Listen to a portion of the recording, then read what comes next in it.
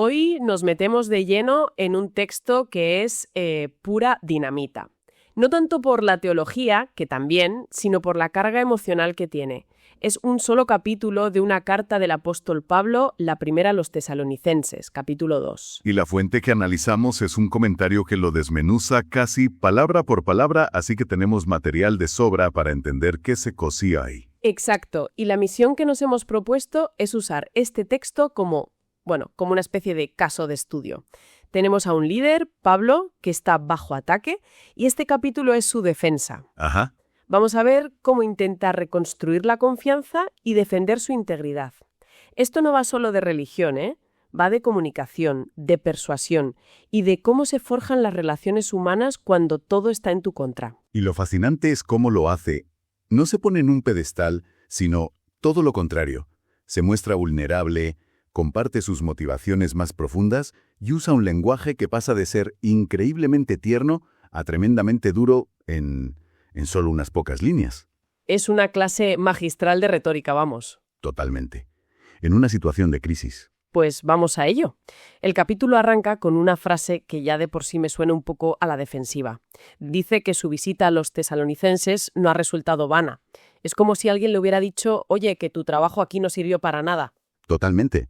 Está respondiendo a una crítica, clarísimamente. Y el comentario subraya que el tiempo verbal que usa en griego, un pretérito perfecto, es clave. No dice no fue vana, sino no ha resultado vana, lo que implica que los efectos positivos, claro, de su visita, todavía perduran. Ah, vale. Pero lo más potente es el contexto que da justo después. Recuerda que llegaron a Tesalónica después de haber sido ultrajados en Filipos. O sea que no llegaron en su mejor momento. Venían golpeados, humillados, y aún así dice que tuvieron denuedo para predicar. Valentía. Sí, pero es una valentía con matices. La palabra griega es parresía, y no se refiere a la simple osadía o a echarle cara. No. Literalmente significa toda habla, es decir, una franqueza total sin miedo a las consecuencias. Y el texto deja claro que esa valentía no era un rasgo de su carácter, no era un esfuerzo propio, sino algo que recibieron en nuestro Dios. Era una convicción que venía de fuera, entonces. Eso es, de fuera de ellos. Vale, se está posicionando. Dice, a pesar de venir destrozados, tuvimos el valor, un valor que nos dio Dios, de hablaros con total franqueza. Y a partir de ahí empieza la defensa en sí. Porque, a ver, ¿de qué lo acusaban exactamente? El versículo 3 es un resumen perfecto de los ataques que recibía. El comentario los agrupa en 3 grandes bloques. Primero, que su mensaje venía del error, o sea, que era un falso profeta que enseñaba mentiras. Vale. Segundo, que actuaba por impureza, una acusación que en esa época pues a menudo se asociaba con la inmoralidad sexual, algo común en ciertos cultos paganos. Y la tercera es la que me parece más visual. Dice que predicaban con engaño. Aquí la palabra griega lo es todo. Es dolo. Y dolo significa literalmente anzuelo. Un anzuelo. La imagen es potentísima. No le acusan simplemente de mentir. Le acusan de tender una trampa, de ser un depredador, que usa un mensaje bonito como cebo para pescar seguidores y aprovecharse de ellos. Es una acusación de manipulación al más alto nivel. Pura y dura. Falso profeta, inmoral y estafador. Vaya, es una combinación letal. Con que solo una de esas acusaciones calara en la comunidad, su mensaje quedaría completamente destruido. ¿Y cómo se defiende de algo así? Pues con un argumento muy simple y a la vez muy audaz. Dice, nuestro único objetivo es agradar a Dios, no a los hombres. Afirma que han sido aprobados por Dios para que se nos confiase el Evangelio. Claro, la sensación que transmite es la de haber pasado un examen muy riguroso. Claro, su defensa es básicamente, mi jefe ya me ha evaluado y me ha dado el visto bueno. No tengo que rendir cuentas ante vosotros. Esa es exactamente la lógica. Y la palabra griega para aprobar refuerza esa idea, porque es la misma que se usa para poner a prueba, como cuando se prueba un metal en el fuego para ver si es puro. Ah, qué bueno. Su argumento es, Dios ha sondeado nuestro corazón, ha visto que es auténtico y por eso nos ha confiado esta misión. Nuestra lealtad está con Él, no con la opinión pública.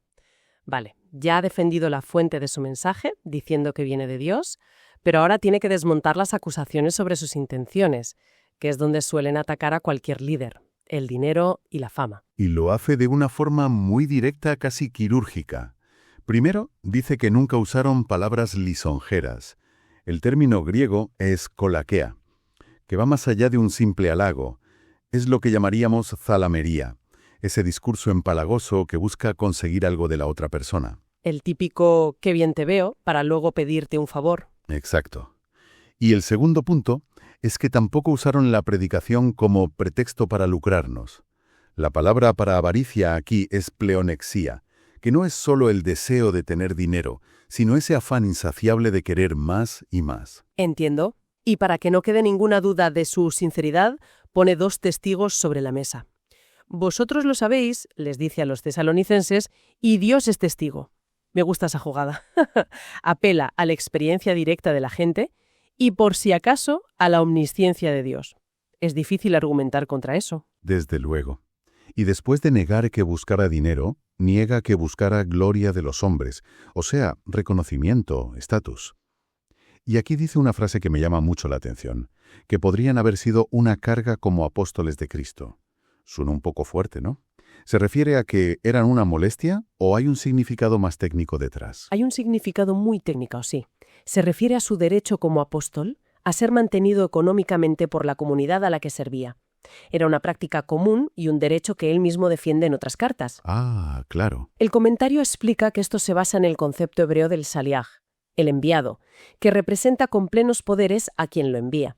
Como enviado de Cristo, tenía derecho a recibir sustento. Pero eligió no usar ese derecho. Exacto. Y aquí es donde el análisis se pone interesante al citar a teólogos como Hans Küng, que argumentan que la verdadera sucesión apostólica no se basa en una transferencia de poder personal, sino en la fidelidad al mensaje. Ya. La autoridad del shaliach estaba ligada a su misión, no era un cheque en blanco. Y Pablo, en lugar de imponer esa autoridad para exigir sus derechos, hace algo asombroso. Cambia de registro por completo. Es increíble el cambio de tono. Pasa de un argumento casi legal a usar las metáforas más tiernas que se le ocurren. Es un giro de 180 grados en su defensa. Es un movimiento retórico brillante. Primero se describe como si fueran niños pequeños, en medio de ellos, transmitiendo una idea de humildad, de ausencia total de pretensiones. Sí. Y luego da un paso más allá y dice que fueron como una madre que cuida tiernamente a sus propios hijos. La palabra para cuidar aquí significa literalmente abrigar o calentar. Es la imagen de una gallina empollando a sus polluelos, dándoles calor y protección. Pasa de ser un acusado a ser una figura familiar, casi maternal. Es una estrategia de comunicación brutal. Y no se queda ahí. No, remata la idea diciendo que estaban dispuestos a dar no solo el Evangelio, sino sus propias vidas. La palabra griega es psiuchas, que se puede traducir como almas o la esencia misma de su ser. Una entrega total. Total. Y para que quede claro que esto no son solo palabras bonitas, les recuerda en el versículo 9 su trabajo y fatiga. Claro, no se queda en la teoría. Demuestra con hechos que no quería su dinero, trabajando hasta las tantas en su propio oficio. Eso es. El comentario distingue las 2 palabras que usa. Kopos, que es un trabajo que cansa, y mokthos, que añade la idea de una labor penosa que te deja exhausto. Vaya. Y cuando dice que trabajaba noche y día, es una forma de decir que echaba muchísimas horas en su taller, probablemente fabricando tiendas de campaña, para poder pagarse sus gastos y no ser una carga financiera para nadie. Vale, después de toda esta defensa tan personal y detallada, parece que quiere resumir su comportamiento. Vuelve a llamar como testigos a Dios y a los propios tesalonicenses, como diciendo, esto es lo que visteis, y Dios sabe que es verdad. Y para describir esa conducta usa 3 adverbios muy concretos, 3 palabras que son como un sello de calidad. Dice que se comportaron de manera osios, dicaios y amentos. Suenan muy solemnes. ¿Qué significan exactamente? A ver, osios se refiere a una piedad interior, genuina, una santidad que no es de cara a la galería, sino que nace de una relación sincera con Dios. ¿Vale? Dikaeos significa justamente, y se refiere a una conducta correcta en la práctica, a actuar con rectitud en las relaciones con los demás, de acuerdo a la norma de Dios. Y amentos es irreprensible, es decir, actuar de una forma que no da pie a que nadie pueda presentar una queja o un reproche justificado. Vaya, es una declaración de integridad total, recto ante Dios, justo con los demás e intachable ante las críticas. Y de nuevo, otro cambio de imagen. De madre protectora ahora se presenta como un padre a sus propios hijos. ¿Por qué los dos? ¿Qué busca con ese cambio? Si la imagen de la madre transmitía ternura, sacrificio y cuidado incondicional, la del padre aquí se asocia con la exhortación, el ánimo y la instrucción. El rol del padre era guiar, enseñar y motivar a los hijos. Y el objetivo de esta labor paternal, dice el texto, era que vivieran como es digno de Dios. Y aquí introduce otro concepto clave. Les llama a vivir así porque Dios os llama a su reino y gloria. Exacto. Y es importante entender qué significa reino de Dios en este contexto. No es un lugar físico como un país. El comentario lo explica como un concepto dinámico. Es el gobierno activo de Dios, su soberanía en acción. O sea, en cierto modo, ese reino ya está presente en la vida de los que se someten a su voluntad, pero su manifestación plena es futura. La llamada de Pablo es a vivir en el presente de una manera que refleje esa realidad futura a la que han sido invitados. Muy bien, hasta ahora hemos hablado mucho de cómo se defendió Pablo, de sus argumentos, sus metáforas, sus motivaciones. Pero la pregunta del millón es, ¿funcionó? ¿Cómo reaccionó la gente de Tesalónica a todo esto? Pues el foco del capítulo cambia a partir del versículo 13, y la respuesta es un sí rotundo. Pablo da gracias a Dios sin cesar porque, cuando recibieron su mensaje, no lo tomaron como palabra de hombres, sino como verdaderamente es, palabra de Dios. La palabra para recibir aquí no es una aceptación pasiva, sino una acogida gozosa, una bienvenida entusiasta. Y lo crucial es que esa palabra dice actúa en ellos. No es información que se almacena, es una fuerza que transforma sus vidas desde dentro. Y la prueba de que esa transformación era real es bastante dura, el sufrimiento. Sí, es la prueba de fuego. El texto dice que se convirtieron en imitadores de las iglesias de Judea. ¿Y en qué las imitaron? En que sufrieron por su fe a manos de sus compatriotas, igual que los creyentes judíos lo hicieron a manos de los suyos. Vaya tela. El comentario hace una reflexión muy potente aquí. Es fácil imitar a los que tienen éxito, pero imitar a los que sufren por sus convicciones, eso es una señal inequívoca de que la fe ha echado raíces muy profundas. Al mencionar a los que les hacían sufrir, el tono de Pablo se endurece muchísimo. Pasa de la ternura de la madre al enfado más absoluto. Es un arrebato de indignación que, según la fuente, nace precisamente de su amor y preocupación por ellos. Lanza una lista de acusaciones muy graves contra sus opositores. Dice que mataron al Señor Jesús y a los profetas, que a ellos los expulsaron, que no agradan a Dios y que son enemigos de toda la humanidad. ¿Enemigos de toda la humanidad? Esos son palabras mayores. Sí, porque su argumento es que al intentar impedir que el mensaje llegara a los no judíos, estaban bloqueando la oferta de salvación para todo el mundo. El texto sugiere que esta oposición era la gota que colmaba el vaso, que llenaba la medida de sus pecados. Una idea que ya existía en el pensamiento judío. La creencia de que la paciencia de Dios tiene un límite. Y después de esta defensa, de esta teología y de este arrebato de indignación, el final del capítulo vuelve a ser increíblemente personal. Es casi como si se olvidara de todo lo demás y abriera su corazón. Totalmente. Es un cambio de tono que muestra su lado más humano. Dice que al ser separado de ellos a la fuerza, se sintió huérfano. Es una palabra que transmite un desamparo y una pérdida enormes. Sí, desde luego. Y se apresura a aclarar que la separación fue de rostro, no de corazón, para que supieran que el vínculo afectivo seguía intacto. El deseo de volver a verlos era, dice, una epitumía, un anhelo ardiente. Y entonces dice algo que desde nuestra perspectiva del siglo XXI suena muy llamativo. Dice que intentó volver varias veces, pero Satanás nos estorbó. Me impresiona cómo lo ve todo en un plano espiritual. No dice, se canceló el viaje o tuvimos un problema logístico. Dice, Satanás se interpuso. Es una ventana directa a su cosmovisión.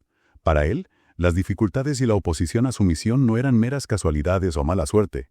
Veía una fuerza espiritual real y activa, el diablo, que intentaba sabotear su trabajo.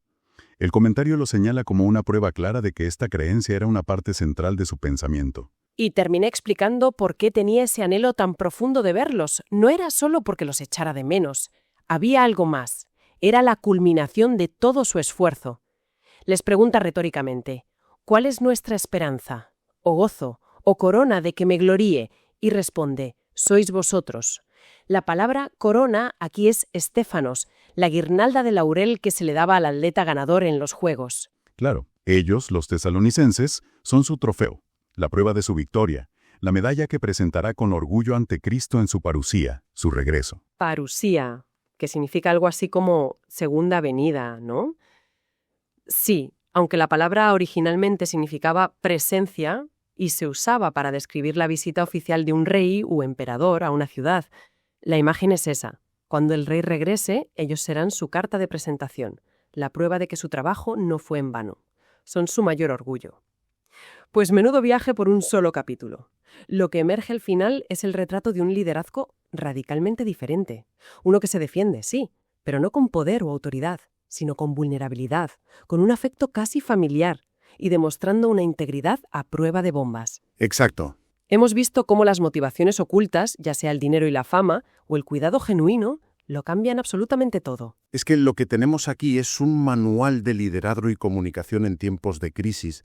Es un ejemplo práctico de cómo una convicción profunda se traduce en una forma muy concreta de vivir y de relacionarse, incluso en un entorno hostil. La lección de fondo es que la verdadera autoridad no se impone desde arriba, sino que se gana. Se gana con servicio. Se gana a través del servicio, la coherencia y el sacrificio personal.